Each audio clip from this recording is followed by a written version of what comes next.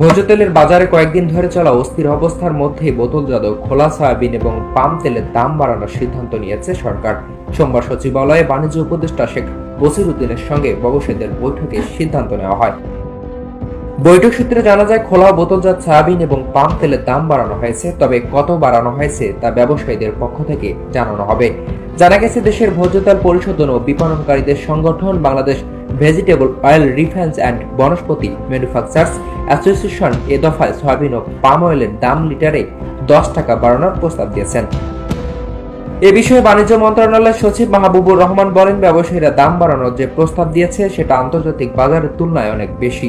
এটা আমরা পর্যালোচনা করছি, তারপর তাদের সঙ্গে সভা করে সিদ্ধান্ত নেওয়া হবে। ব্যবসায়ীরা বলছেন, আন্তর্জাতিক বাজারে প্রতি টন সয়াবিন তেলের দাম প্রতি ব্যারেল $1,200 ছুঁয়েছে।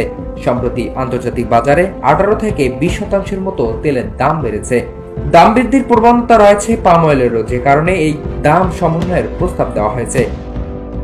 এর আগে গত 13 এপ্রিল সয়াবিন তেলের দাম 189 টাকা এবং পাম তেলের দাম 169 টাকা নির্ধারণ করে দেয় বাণিজ্য মন্ত্রণালয়। বিশ্ববাজারের সঙ্গে সমন্বয়ের অজুহাতে ভোজ্য তেলের দাম বাড়াতে তোড়জোড় শুরু করেছিলেন ব্যবসায়ীরা।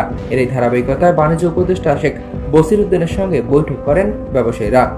অর্থনীতিবিদদের মতে, আন্তর্জাতিক বাজারে ভোজ্য তেলের মূল্য হ্রাস বৃদ্ধি থাকলেও বাংলাদেশে তার প্রভাব সবসময় উল্টোভাবে পড়ে। এতে করে নিত্য প্রয়োজনীয় এই পণ্য সাধারণ মানুষের ভোগান্তি কমছে না, বরং দিন দিন বাড়ছে।